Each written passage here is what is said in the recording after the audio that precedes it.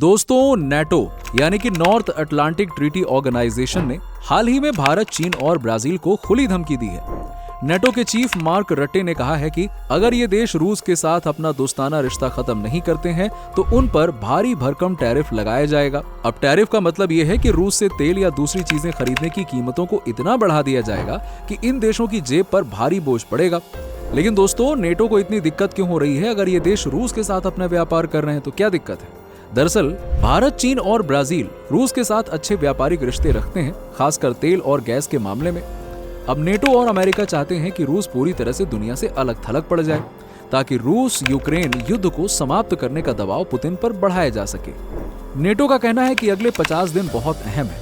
अगर रूस ने इस दौरान यूक्रेन के साथ युद्ध खत्म नहीं किया तो न सिर्फ मॉस्को और सेंट पीटरबर्ग जैसे रूसी शहरों पर हमले हो सकते हैं, बल्कि रूस के साथ व्यापार करने वाले देशों पर भी सख्ती की जाएगी। नेटो की यह रणनीति है कि भारत, चीन और ब्राजील जैसे देशों को डराकर उनसे कहलवाया जाए, अरे पुतिन भाई अब बस करो, युद्ध खत्म कर दो, बहुत दबाव बढ़ रहा है। लेकिन अब आप बताइए, क्या वाकई में ये इतना आसान है? नेटो भूल गया है कि भारत, चीन, ब्राजील कोई छोटे मोटे खिलाड़ी नहीं है। ये दुनिया की ताकत है, ये दुनिया की बड़ी आबादी अपने पास रखते हैं। चलिए अब बात करते हैं अमेरिका के राष्ट्रपति डोनाल्ड ट्रंप की, जो इस पूरे ड्रामे में बड़ा रोल निभा रहे हैं। ट्रंप कभी कहते हैं कि मॉस्को और सेंट पीटरबर्ग पर बम बरसाओ और अगले ही दिन बोलते हैं, अरे नहीं नहीं नहीं नहीं, रुको रुको रुको रुको, अभी शांति की कोशिश करो, मैं सुलह करवाऊंगा, मैं ये करवाऊंगा। अब उनकी ये उलट पुलट बातें सुनकर लगता है कि वो खुद ही नहीं जानते हैं कि करना क्या है। एक तरफ वो यूक्रेन को सबसे आधुनिक हथियार देने की बात करते हैं और दूसरी तरफ रूस को 50 दिन का अल्टीमेटम देते हैं कि युद्ध खत्म करो वरना देख लो। ट्रंप की इस रणनीति का मकसद है रूस पर दबाव बनाना, लेकिन रूस ने भी साफ कह दिया है, हमें तुम्हारे ये 50 दिन का अल्टीमेटम मंजूर नहीं है। रूस का कहना है कि कोई दूसरा देश उसे इस तरह आदेश नहीं दे सकता कि उसे क्या करना है। पुतिन के लिए ये बात अपने लोगों को समझाना मुश्किल होगा कि 3 साल तक युद्ध में हजारों सैनिकों की जान चली गई और अब अमेरिका के कहने पर हम पीछे हट जाएं। ऐसा पुतिन क्यों करेंगे? वैसे पुतिन मन ही मन कहते होंगे, ट्रम्प तुम तो 50 दिन कहते हो, हम तो 50 साल भी लड़ सकते हैं। चलिए खैर, अब आते हैं भारत के रवैये पर, जो कि इस पूरे मामले में सबसे शानदार है। भारत ने नेटो और अमेरिका को 2 टूक जवाब दे दिया है। विदेश मंत्रालय ने कह दिया है, हम रूस से तेल खरीदना बंद करें, ये तुम भूल जाओ। अगर हमने रूस से तेल नहीं खरीदा होता तो दुनिया भर में तेल की कीमतें 100 से 120 डॉलर प्रति बैरल तक पहुंच गई होती। भारत का कहना है कि रूस से सस्ता तेल खरीदकर हमने न सिर्फ अपनी अर्थव्यवस्था को बचाया, बल्कि पूरी दुनिया को महंगाई से राहत भी तो दी है। भारत ने यह भी खुलासा किया कि कई पश्चिमी देश चुपके चुपके रूस से गैस और तेल खरीद रहे हैं। लेकिन अब भारत ऐसा करता है तो उन्हें दिक्कत क्यों हो रही है? विदेश मंत्री जयशंकर ने तो साफ साफ कह दिया, हमारी नीति साफ है, हम रूस के साथ व्यापार जारी रखेंगे क्योंकि ये हमारे हित में है, और जो हमारे हित में है हम वो क्यों ना करें। भारत का ये रुख न सिर्फ नेटो को चिढ़ा रहा है, बल्कि दुनिया को दिखा रहा है कि भारत किसी के दबाव में नहीं झुकता।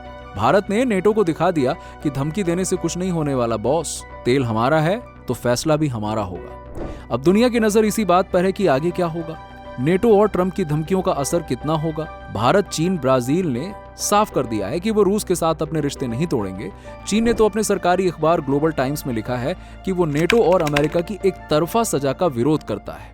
ब्राजील ने भी कह दिया है कि वो अपनी नीतियां किसी के दबाव में नहीं बदलने वाला, वो इंडिपेंडेंट है। वहीं दूसरी ओर यूरोप में भी सब कुछ ठीक नहीं है। स्लोवेनिया जैसे देशों ने यूरोपियन यूनियन के रूस पर नए प्रतिबंधों को रोक दिया है। कई यूरोपियन देशों का मानना है कि ये प्रतिबंध उनकी अपनी अर्थव्यवस्था को नुकसान पहुंचा रहे हैं। ऐसे में भारत, चीन और ब्राजील के पास में मौका है कि वो एकजुट होकर नेटो और अमेरिका को जवाब दें।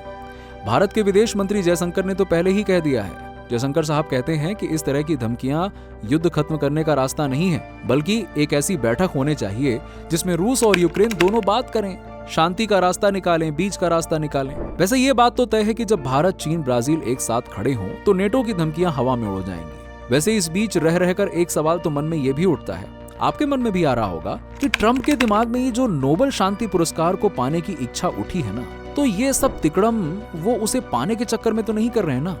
मगर अगर नेटो युद्ध की धमकी देकर रूस यूक्रेन युद्ध को रुकवाना चाहता है तो ये उसके दिमागी दिवालियापन को दर्शाता है। मतलब 2 तरह की बातें कर रहे हो यार, चिट भी तुम्हारी, पट भी तुम्हारी, बस इससे ज्यादा कुछ नहीं कहता मैं। तो दोस्तों, ये थी आज की सबसे बड़ी खबर, नेटो की धमकियां, ट्रंप की उलट पुलट बातें और भारत का करारा जवाब। तो ये सब मिलकर दुनिया की सियासत को गरमा रहे हैं। वैसे आप क्या सोचते हैं इन मुद्दों पर? क्या भारत को रूस के साथ अपने रिश्ते बनाए रखने चाहिए? कमेंट में जरूर बताइए और इस खबर को अपने दोस्तों के साथ में शेयर करना ना भूलें। दोस्तों, अगर आप हमारे चैनल पर पहली बार आए हैं तो चैनल को सब्सक्राइब करके बेल आइकन को जरूर दबाएं। आपका ये छोटा सा काम हमारे चैनल के रीच को बढ़ाने में मदद करता है। धन्यवाद। जय हिंद, जय भारत।